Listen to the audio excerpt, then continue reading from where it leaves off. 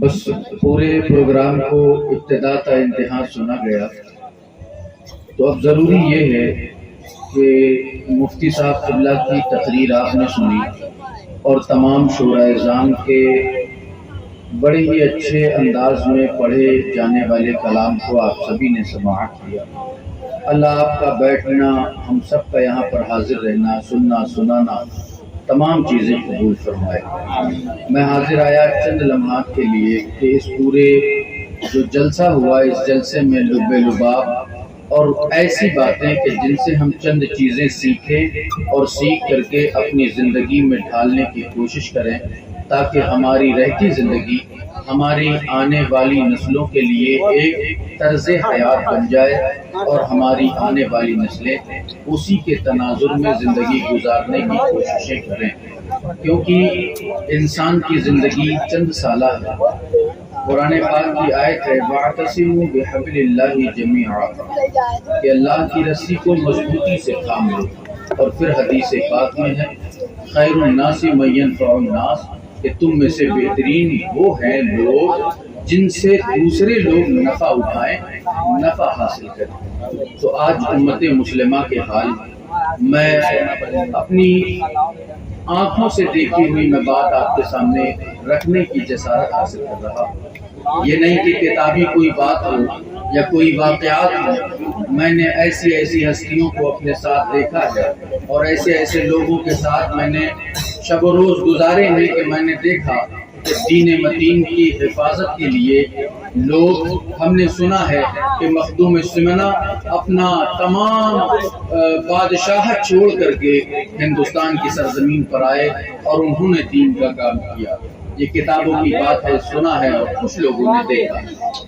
تو معزز، میں اپنی آنکھوں دیکھی کہہ رہا ہوں کہ حضرت علامہ پیر قمر غنی عثمانی صاحب کا نام ابھی حضرت نے لیا، تو میرے دل میں یہ خواہش ظاہر ہوئی کہ میں ان کا تھوڑا سا مختصر ایک تعارف آپ کے سامنے پیش کروں، تاکہ ضروری یہ ہے کہ ہم اپنے لیے کچھ ایسے راستے ہموار کر گزریں کہ جس سے ہماری رہتی زندگی کامیاب و کامران ہو، اور کل بروز قیامت ہم حضور علیہ السلام کو اپنا یہ ناکارہ، اپنا یہ گناہوں سے لبریز چہرہ دکھا سکیں، کیونکہ ہمارے اعمال اس قابل نہیں ہیں کہ ہم حضور کے سامنے کھڑے ہو سکیں، لیکن ہاں امت کے فرد ہیں، گناہ گار صحیح، ہم اللہ کے رسول کے حضور حاضر ہوں گے۔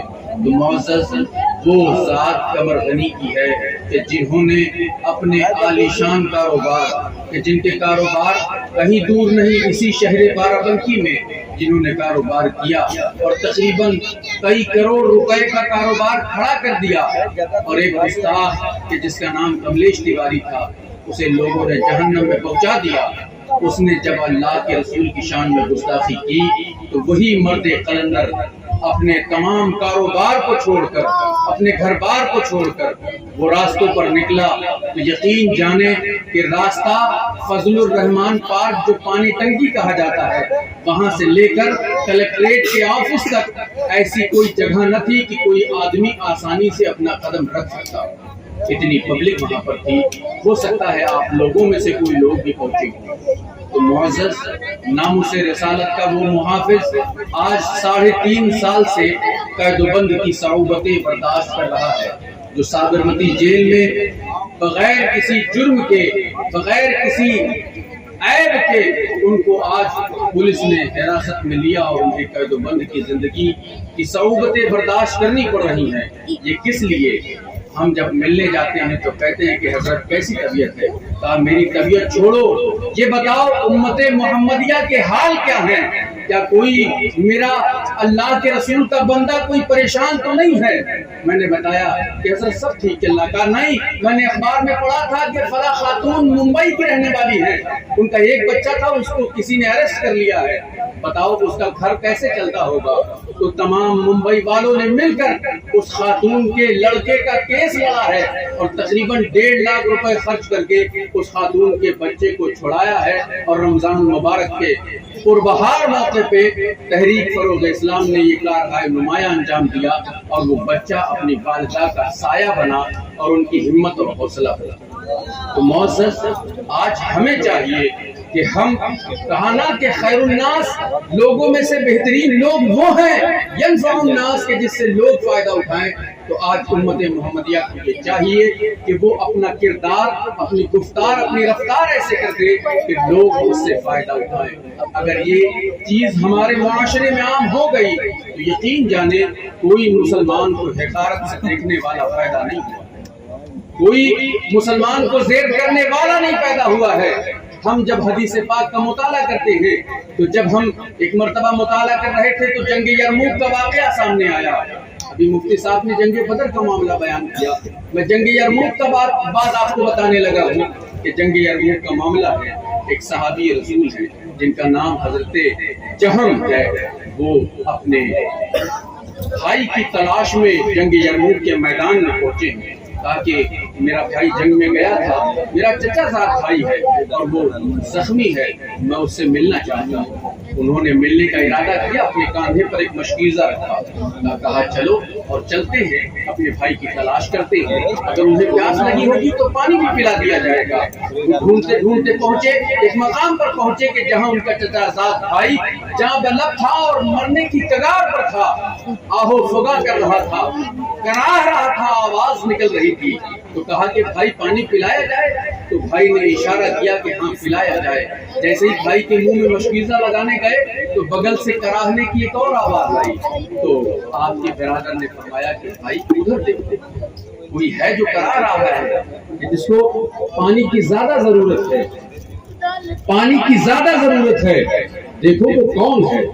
اب بندہ خود جہاں بلب ہے مرنے کی کگار پر ہے، وہ کہہ رہا ہے کہ دیکھو پڑوس میں کون ہے. تو وہ بندہ اٹھا اور فوراً مشکیزہ لے کے بغل پہنچا تو دیکھا ابو سفیان ہے. کہا کہ آپ کو پانی کی حاجت؟ کہا ہاں مجھے پانی کی حاجت ہے. تو آپ نے کیا دیکھا کہ میرے بازو میں بھی کوئی ہے جو کرا رہا ہے، آواز لگا رہا ہے. کہا کہ میرے پاس نہیں، بغل والے کے پاس جاؤ. اس کے پاس گئے، جیسے ہی کہا کہ میں پہنچا اور مشکیزہ رکھا اور سوچا کہ اس کو پانی پلا دوں کہ اس کی جان قفس انصری سے پرواز کر چکی تھی. اللہ اکبر. اسی طریقے سے جب دیکھا کہ وہ انتقال کر چکے ہیں، فوراً حضرت سفیان کے پاس پہنچے. وہاں پہنچے تو دیکھا وہ بھی ان کی جان بھی جا بحق ہو چکی ہے. پھر کہا کہ میں اپنے بھائی کی طرف بھاگا اور جیسے ہی بھاگا میں نے دیکھا کہ میرا بھائی بھی آخری سانس لیتے ہوئے اس دنیا کو خیر آباد کہہ کر چلا گیا. انا للہ و انا الیہ راجعون. تو معزز، یہ مسلمانوں کا ایثار اور ہمدردی اور قربانی تھی کہ خود پانی نہیں پیا، اپنے بھائی کو کراہتا ہوا دیکھا تو پہلے اس کے منہ میں پانی جائے یہ برداشت کیا ہے. یہ امت محمدیہ کے جو گزرے ہوئے افراد تھے، یہ ان کی تاریخ اور ان کی تاریخ ہمیں یہ بتاتی ہے کہ اگر ہم اپنے آپ کو سرفراز کرنا چاہتے ہیں تو قرآن کے اس فرمان پر عمل کر لیں. قرآن یہ کہہ رہا ہے وَلَا تَهِنُوا وَلَا تَحْزَنُوا، گھبراؤ نہ، پریشان نہ ہو، وَأَنْتُمُ الْأَعْلَوْنَ إِن كُنتُم مُؤْمِنِينَ، تمہیں سر بلند رہو گے جب تک تم کامل ایمان پالو. تو ہمیں ضرورت ہے کہ ہم اپنے ایمان کو کامل کر لیں اور ان محافل سے جو اچھی بات آپ کو معلوم ہوئی ہے اس پر عمل کرنے کی کوشش کریں. مفتی صاحب نے پردے کا اہتمام کے تعلق سے کہا، اس کا بھی آپ لوگ اہتمام کریں. اپنے گھروں میں کنیز فاطمہ کی سیرت پڑھیں اور پڑھائیں تاکہ ہماری گھر کی مائیں بہنیں باعزت پردے دار عورتیں بنے اور کنیز فاطمہ بنے. ہمیں چاہیے کہ ہم اسلاف رسول کے تمام معاملات پر اپنی گہری نظر رکھیں اور اسی پر اپنی زندگی کو شروع کریں اور اسی پر ختم کرنے کی کوشش کریں. اور ہم آج ہمارا یہ معاشرہ ہے کہ مکتب جیسا کہ مولانا اسرائیل صاحب اللہ ان کو طول حیات دے، صحت و تندرستی دے، کہ انہوں نے آپ کے بچوں کو تعلیم دین دینے کا جو بیڑا اٹھایا ہے یہ بڑا اہم بیڑا ہے. تو میں چاہتا ہوں کہ جس طریقے سے آج ہمارے مدارس آباد ہیں، مکاتب میں قرآن کی تلاوت ہو رہی ہے، اپنے ذہن و دماغ سے یہ ایک بات آپ نکال دیں کہ میرا بچہ مدرسے جائے، قرآن پڑھنا سیکھ جائے، بس یہیں پر ختم. یہ نہیں ہونا چاہیے. قرآن بھی پڑھے، قرآن بھی سیکھے، اردو بھی پڑھے، ساتھ ساتھ اللہ کے رسول کی سیرت بھی وہ پڑھے اور ساتھ ہی ساتھ صحابہ کی بھی سیرت پڑھے. تبھی جا کر اس کا ایمان اکمل و مکمل ہوگا. ورنہ قرآن فعلا کر کے ہم نے پڑھ لیا، پھر اس کا کیا معنی و مفاہیم ہوگا، یاد رکھو اس سے ہمیں کوئی سروکار نہیں۔ ایسے پڑھنے سے بہتر ہے آپ نہ ہی پڑھو تو بہتر ہوگا۔ تو معزز، آج ضرورت اس بات کی ہے کہ ہم خود تو نہیں پڑھ سکے، لیکن اگر موقع میسر ہو تو خود بھی پڑھیے۔ اگر نہیں موقع میسر ہے تو آپ اپنے بچوں کو ضرور تعلیم دیں، تاکہ آپ کا بچہ ہونہار بنے، دین کا سچا سپاہی بنے اور دین کا محافظ بنے۔ کل جب کوئی ناموس رسالت پر کوئی بھی کتا بھوکے تو ہمارے یہ بچے کھڑے ہوں اور کہیں کہ نہیں، ہم نے سیرت میں ایسا نہیں پڑھا، یہ غلط ہے، ایسا نہیں ہونا چاہیے۔ تو آج ہم جب ایک جٹ ہو کر کے، ایک طاقت بن کر کے، اگر ہم محکمہ جات پر جا کر کے دھاوا بولتے ہیں اور وہاں پر اپنی احتجاج درج کرتے ہیں تو یقیناً ہمارا احتجاج سنا جائے گا، بشرط یہ ہے کہ ہم آپسی انتشار و اختلاف سے ابھر کر مسلمان ہو جائیں۔ آپ یہ بات بتاؤ کہ تمام مرید اور تمام پیروں کا سلسلہ کہاں جا کر ملتا ہے؟ تمام مریدوں اور پیروں کا سلسلہ مولا علی مشکل کشا کرم اللہ تعالیٰ وجہ کریم سے ہوتے ہوئے نبی ہاشمی صلی اللہ علیہ وسلم تک جا کر ملتا ہے۔ تو ہمارے سب سے پہلے مرشد حقانیت کون ہوئے؟ رسول ہاشمی صلی اللہ تعالیٰ علیہ وسلم۔ آقا کریم ہمارے سب سے بڑے پیر ہیں، ان کے آگے پھر کوئی پیر نہیں ہے۔ اگر ان کی شان میں کوئی گستاخی کرتا ہے تو گویا کہ ہمارے پیر کی شان میں گستاخی ہے۔ تو ہمیں چاہیے کہ ہم یہ اپنے ذہن میں خاکہ بٹھا لیں کہ ہم اللہ کے رسول کے سچے امتی بنیں گے، اور یقین جانیں آپ جس دن اس بات کا عہد کر لیں گے اور دین سے رغبت حاصل کر لیں گے، علماء کا قرب حاصل کر لیں گے، تو یقین جانیں آپ بہت اچھے ہو جائیں گے۔ اللہ کے رسول کی حدیث ہے کہ عالم بنو، متعلم بنو، یا عالم کے ساتھ بیٹھنے والا بنو، اور فرمایا کہ پانچواں نہ بننا تاکہ تم گمراہ ہو جاؤ۔ تو معزز، ہمیں چاہیے کہ ہم علماء کے ساتھ بیٹھیں، موبائلوں پر تقریر سن کر یہ نہ ظاہر کریں کہ چلو مولانا اسرائیل سے پوچھتے ہیں کہ یہ مسئلہ ان کو معلوم ہے کہ نہیں، جائزہ نہیں لینا چاہیے، بلکہ یہ بڑے ادب اور احترام کے ساتھ کہ حضرت یہ میں نے سنا ہے، یہ چیز آپ وضاحت فرما دیں۔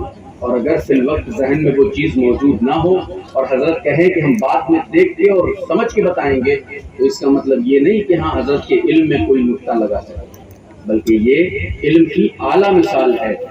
فوراً کے فوراً جواب دے لینا یہ مہارت مطالعہ ہے، لیکن تفکر کے ساتھ بولنا اور بات کرنا، اس سے پتہ چلتا ہے کہ بندہ شریعت کے بارے میں کتنا زیادہ علم رکھتا ہے۔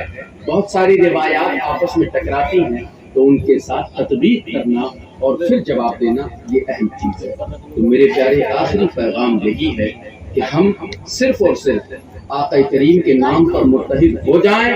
دنیا کیا کہتی ہے، کنبہ کیا کہتا ہے، مرشد کیا کہتے ہیں، نہیں معلوم، بس ہمیں اتنا معلوم کہ ہم اگر ایک جھنڈے کے نیچے ہوں گے تو وہ جھنڈا رحمت عالم صلی اللہ تعالی علیہ وسلم کا جھنڈا، بقیہ دنیا بعد میں۔ تو معزز، ہمیں چاہیے کہ ہم اپنے آپ کو مزین کریں، علم کے ذریعے سے اپنے بچوں کو، اپنی آنے والی نسلوں کو مزین کریں، تاکہ کل جب ہم مر کر قبر میں جائیں تو وہی بچہ سرہانے کھڑے ہو کر سورہ بقرہ بھی پڑھے، سورہ مزمل بھی پڑھے اور سورہ طٰہٰ بھی پڑھے اور آپ کی مغفرت کا ضامن بن جائے۔ بقیہ دنیا بہت ساری ہے، دنیا کی چکا چوند بہت ہے۔ پہلے ربیع الاول اندھیرے میں ہوا کرتا ہے، اب اتنی روشنی، اتنی لائٹیں آ گئی ہیں کہ بہت چمکدار ہوتی ہے، لیکن کیا ہم نے یہ سوچا کہ ہم گلی محلے ہر جگہ روشنی کرتے ہیں، ہم اپنے گریبان میں جھانک کر کب دیکھیں گے ہمارا دل منور ہے یا گناہوں سے، گالیوں سے، جھوٹ غیبت سے کب وہ سیاہ ہو چکا ہے، ہمیں نہیں پتا چلا۔ وہ پتہ کب چلتا ہے کہ جب کوئی دین کی سچی بات بتا رہا ہو، کوئی بزرگ بتا رہا ہو، اور جب آنکھیں نم ہونے کی کوشش کریں اور آنسو نہ نکلیں تو سمجھ لینا کہ دل مردار ہو گیا اور پتھرا گیا، اور جیسے ہی آنسو بل بل بل بل شروع ہو جائیں تو سمجھ لینا اللہ نے ایمان کی حفاظت کر لی اور میں ایمان والا رہ گیا۔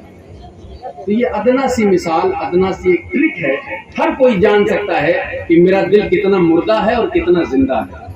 جس دن آپ کی آنکھ رونے لگی سمجھ لینا کہ ایمان واپس آ گیا۔ اور جس دن پتھرا گئی سارے حالات سامنے دیکھے رہے لیکن پھر بھی آنکھ سے آنسو نہ ٹپکا تو گویا سمجھ لیجئے گا کہ دل ہمارا سیاہ ہے۔ بس ہمیں ضرورت ہے اس دل کو نرم کرنے کی اور پھر آقا کریم کی سیرت کا مطالعہ کرتے ہوئے اپنے اعمال کو سدھارنے کی۔ ان محفلوں کا مقصد ہی یہی ہوتا ہے کہ ہم اپنے خود کی اصلاح کریں، اپنے اعمال کی اصلاح کریں اور اپنے عزیز و اقربا کی اصلاح کریں۔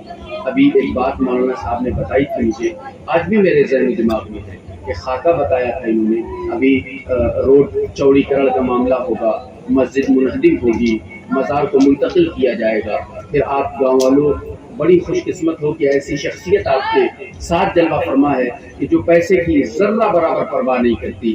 یہاں باغ میں ہی ایک مسجد کے لیے جگہ کا انتخاب کیا گیا ہے، بڑی اچھی بات ہے، یہ دل کو بڑا سکون پہنچاتی ہے کہ ہم اس قابل ہیں کہ اللہ رب العزت نے ہمیں یہ توفیق دی ہے کہ ہم اس کا گھر بنائیں۔ اللہ کے رسول کی حدیث ہے کہ اگر کوئی چڑیا کے گھونسلے کے برابر بھی میرا گھر بناتا ہے، من بنا للہ بیتن، پھر کہا کہ بن اللہ لہ بیتن فی الجنہ، اللہ اس کے لیے جنت میں گھر تعمیر کیا کرتا ہے۔ سبحان اللہ، تو ہمارے لیے یہ بڑی سعادت مندی کی بات ہے۔ تو ایک فارمیٹ انہوں نے بتایا کہ ہم نے یہ کہا ہے آپ خود بھی چندہ کریں اور اپنے اہل خاندان میں کچھ 12 افراد ایسے منتخب کر لیں کہ جو 1000 یا 100 روپے روزانہ یا مہینے کے دینے کے تیار ہوں، وہ لوگ دیں تاکہ یہ مسجد بڑی آن و شان و بان کے ساتھ یہ تیار ہو اور یہاں پر اللہ کی عبادت ہو۔ اور فرمایا کہ جب کوئی بندہ مر جاتا ہے اس کے اعمال کام نہیں آتے، کوئی بھی نیکی اس کے کام میں کرنے کو ہوتی ہی نہیں ہے، تو فرمایا کیا کیا جائے؟ تو کہا صدقۃ جاریۃ، اس کے لیے صدقہ جاریہ کیا جائے۔ وہ کیا ہے؟ اگر آپ اپنے والدین کے نام ایک اینٹ لگاتے ہو، جب تک وہ مسجد قائم رہے گی، برقرار رہے گی، جب تک اس میں نماز پڑھی جائے گی، تب تک تمہارے والدین کے لیے وہ ذریعہ نجات بنتی چلی جائے گی۔ اور جب مسجد آباد ہوتی ہے، لوگ نماز پڑھتے ہیں، تو جب کل بروز قیامت میدان محشر لگے گا، پلسرات لگے گا، تو مسجد کو حکم ہوگا کہ اے مسجد اپنے مقتدیوں کو لو اور پلسرات پار کر دو۔ تو فرمایا پلک جیسے جھپکتی ہے ویسے ہی مسجد اپنے گنہگار بندوں کو اگرچہ وہ ٹوٹی پھوٹی کیوں نہ نماز پڑھتے ہو اسی میں بٹھائے گی اور پلک جھپکتے ہی پلسرات سے پار کر دے گی۔ پلسرات کوئی عام نہیں، بال سے زیادہ باریک، تلوار سے زیادہ تیز، پلک جھپکتے ہم پار ہو گئے۔ تو معزز اس کی کوششیں کریں۔ ہمارے گھر میں مدرسہ بن رہا تھا تو عورتوں نے اپنے زیور اتار کر دے دیے کہ نہیں آپ بنائیے، کیونکہ یہاں پر ہمارا مستقبل سنورے گا۔ الحمدللہ عالی شان عمارت ہے، آپ لوگ خوب تعاون کرتے ہیں، اللہ آپ کی کمائیوں میں خوب بے پناہ برکتی عطا فرمائے، دن دونی رات چوگنی ترقی عطا فرمائے۔ جس کاروبار میں آپ لوگ ہاتھ ڈالے اللہ تعالیٰ خوب اس میں برکتیں اور حلال طریقے سے ہر رزق کمانے کی مولا ہم سبھی کو توفیق رفیق عطا فرمائے۔